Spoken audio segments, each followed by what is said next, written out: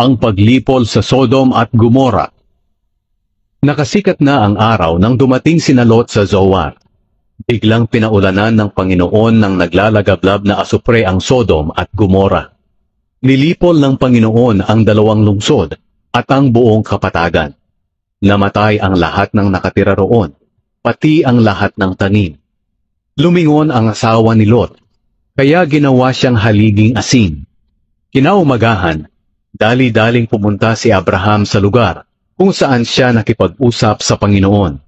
Minasdan niya ang Sodom at Gomora at ang buong kapatagan. Nakita niya ang usok na pumapaitaas mula sa lupa na parang usok na nagmula sa isang malaking hurno. Inalala ng Diyos si Abraham nang lipulin ng Diyos ang mga lungsod sa kapatagan kung saan nakatira si Lot. Iniligtas niya muna si Lot para hindi ito mapahamak.